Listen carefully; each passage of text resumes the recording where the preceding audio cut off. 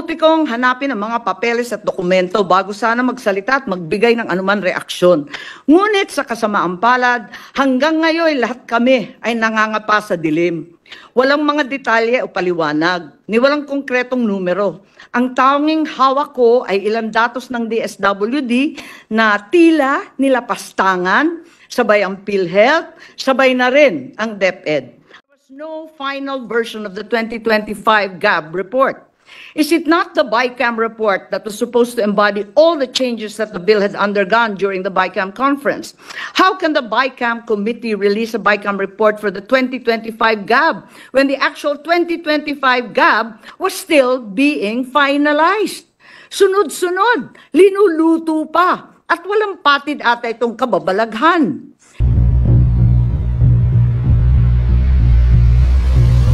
Nagpahayag ng pagkabahala ang isang miyembro ng House Prosecution Panel sa pagkaantala ng impeachment trial ni Vice President Sara Duterte na nagbibigay umano ng oportunidad para masira ang mga ebidensya at matakot ang mga testigo.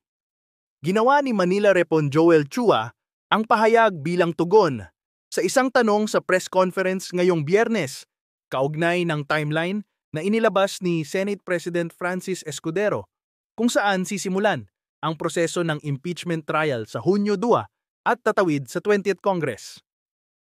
Well, syempre, nirerespeto po natin yung ating Senate President.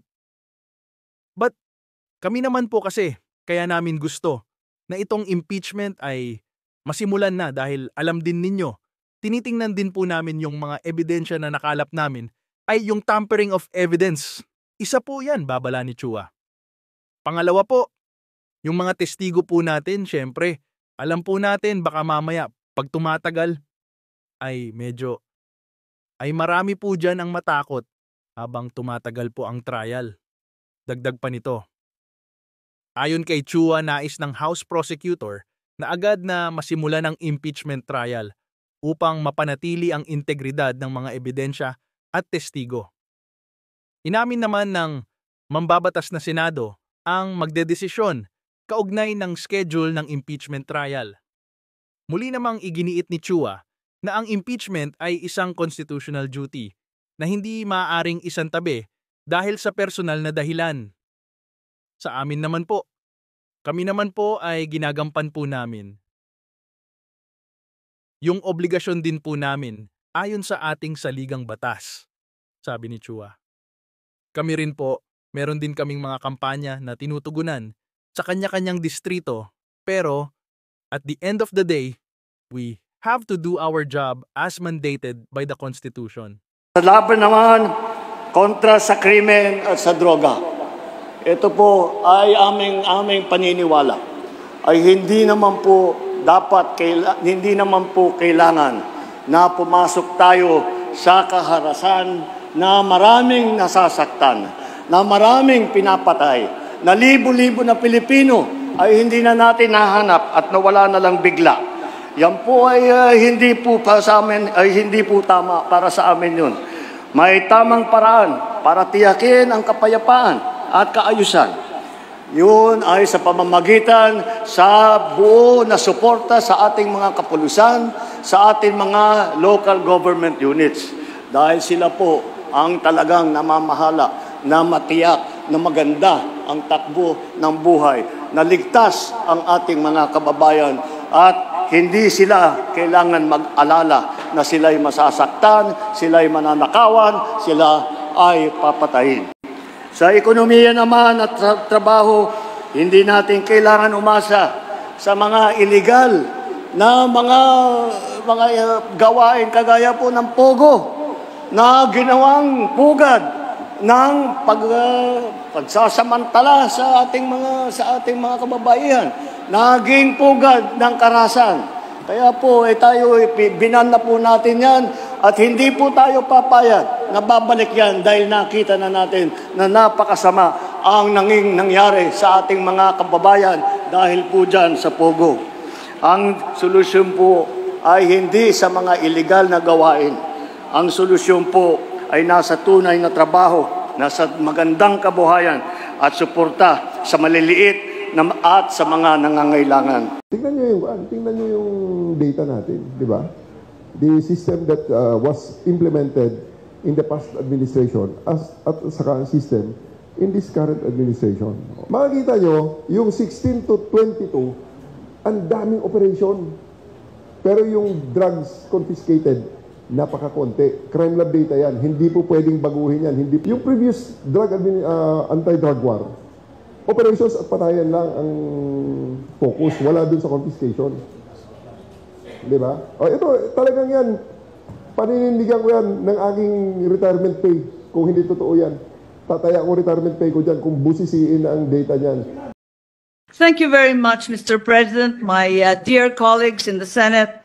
For only the second time in my entire 6 years in this chamber, I am compelled to rise on a matter of personal and collective privilege today to express my grave disappointment over the process by which this body ratified the 2025 Bicameral Conference Committee report and my utter and complete dismay over what the Congress has submitted as the budget of the Republic for the year 2025. Paumpisa ngayon ang piyesta ng pelikula, ang Metro Manila Film Festival. Ngunit ang umaalingaw-ngaw sa aking isipan ay ang dating sigaw, walang himala. Wala nga bang himala sa nakalipas na BICAM? 10 ng sambayanan, pakiwari ko na may himalang naganap. Nalabag sa patakaran natin dito sa Kongreso. Himalang lihim na ginawang pulubi ang Pilipinong animoy nanlilimos at naghihirap sa harap ng mga ganid at makapangyarihan. Maging ang ating Pangulo, aking kapatid, ay nagduda na at nagpapasalamat ako na kaninang umaga ipinagpaliban muna ng palasyo ang pagpirma ng 2025 budget sa Biyernes, ika-20 ng Disyembre. Sila rin kaya, tulad ko ay nagtatanong, wala bang himala? Babalangkasing ko ang mga pangyayari. 22 July 2024, the President submitted the proposed national budget to Congress, the NEP. August 15, 2024, the Senate began conducting budget hearings at the subcommittee level. As the Vice Chairman of the subcommittee charged with the budget of the DSWD, I conducted 2 hearings on the DSWD budget on 16 September 2024 and 14 October 2024.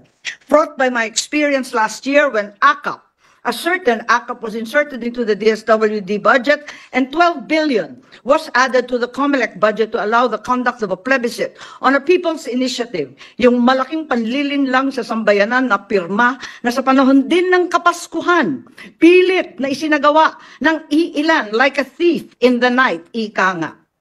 Lumiham pa ako sa aking Pangulo ng Senado sa pamamagitan ng ating Finance Chairperson, Senator Grace Poe, na natanggap ng kanilang mga opisina noong 5 ng Nobyembre 2024. Nakiusap ako sa kanilang gawing klaro ang bicameral conference at magkaroon ng diskusyon kasama ang mga miyembro ng Kongreso bago magsimula ang formal na pagpupulong sa BICAM.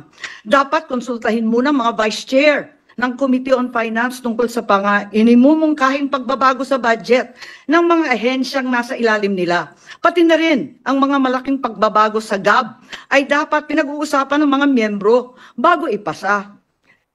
Na walang lihim, walang gulatan, higit sa lahat, walang himala. Sa hindi maalamang dahilan, wala akong natanggap na kahit anong tugon. Hindi pinakinggan ang aking pakiusap. A caucus among the senators was held on the 26th of November 2024. This would have been a good time to discuss the concerns that I and many of my colleagues had on the transparency of the BICAM process. To my disappointment, the budget was not even raised in the caucus. On November 28, 2028, the first bicameral conference meeting was finally conducted. Senator Bato de la Rosa manifested that before the members of the BICAM be asked to sign the BICAM report, they must first be given enough time to read it over and over again and check everything para hindi naman tayo magmukhang tanga after signing. Senator Grace Poe acceded to his request. Notwithstanding the request of Senator Bato and the agreement thereto of Senator Poe, no BICAM report was given to me and many, if not most of my colleagues before the date designated for the signing of the BICAM report. Dumating ang ika-11 ng Disyembre, ang petsa ng pangalawa at huling BICAM meeting. Uulitin ko po, ang ikalawa at huling meeting nitong BICAM na ito. Minabuti kong hanapin ang mga papeles at dokumento bago sana magsalita at magbigay ng anuman reaksyon. Ngunit sa kasamaang palad, hanggang ngayon lahat kami ay nangangapa sa dilim. Walang mga detalye o paliwanag, ni walang konkretong numero. Ang tanging hawak ko ay ilang datos ng DSWD na tila nilapastangan, sabay ang PhilHealth, sabay na rin ang DepEd. Kaya't sa kabila ng pagnanais kong makisama, hindi ako pumipirma sa kahit anong papel hinggil sa BICAM report na yan. At nagsusulong magbawas ng pera sa mga lehitimong proyekto para lamang ipasok ang akap, lakihan ng labis-labis ang MAIP, at pagpiestahan ang DPWH. Paano naman ako pipirma sa blankot kulang-kulang na papel? The majority of the Senate contingent signed the signature page of the BICAM report. However, several of the senators soon refused to sign the rest of the report when they saw the drastic and inexplicable changes reflected therein. It was only at 6:14 p.m., much later that day, that my office finally received through an email, apparently a signed copy of the BICAM report. At approximately 8:20 p.m., members of the Senate purportedly ratified the BICAM report viva voce of the 2025 General Appropriations Bill. Uulitin ko po, purportedly ratified. Malaking himala. Sabi nga nung dekada 70, ayos na ang buto-buto. Nakakalungkot ang nangyayaring ito. And we should all be disheartened by the manner our BICAM was conducted, by the means the BICAM report was ratified. It is, after all, a very important, perhaps the single most important piece of legislation we pass each year. Isang yumaong miyembro ng Senado ang nirerespeto ng lahat na si Senator Dominador Aytona, anak ng Bicol. Once defined the national budget, the General Appropriations Act, as the economic program of government designed for the people's benefit in numbers and figures rather than words and letters. This week, the greatest power of the legislature, the power of the purse, has been trivialized and wantonly squandered. Ito ba talaga ang BICAM report? Ang programa ng gobyerno para sa sambayang Pilipino na hirap na sa buhay? O para sa kapakanan ng iilan lamang? I also attempted to obtain a CCTV footage of the reported ratification of the 2025 BICAM report. For some incomprehensible reason, the Senate Secretariat refused to oblige, alleging that a non-existent data privacy regulation prohibited my being provided a copy. They seem to forget that sessions in the Senate are public and are even live-streamed nationally. Nonetheless, the transcript reveals that the viva voce voting was conducted. Did we bother to ascertain how many senators were actually present on the floor at the time? I certainly was no longer there, and so many other senators had determined to depart. Would it have hurt to check if, as a parent, on so many other online videos, there were a mere 13 members present? As already pointed out, some of the members of the Senate only signed the signature page. After years as the Appropriations Vice Chairman for the opposition in the House, I know that it is custom and tradition as well in the Senate to sign each and every page. And since some of the senators, having never seen the BICAM report until that instant, refused to sign all the pages in the Senate copy of the BICAM report, would it not have been prudent to determine why did they refuse before proceeding to ratify it? Napirmahan nga ba ito? O isa na namang himala ang buo, kompleto, kada pahinang pagpirma ng mga senador natin? More disturbing is the fact that the BICAM report was ratified even though at the time there was no final version of the 2025 GAB report. Is it not the BICAM report that was supposed to embody all the changes that the bill had undergone during the BICAM conference? How can the BICAM committee release a BICAM report for the 2025 GAB when the actual 2025 GAB was still being finalized? Sunod-sunod, linuluto pa. At walang patid ata itong kababalaghan.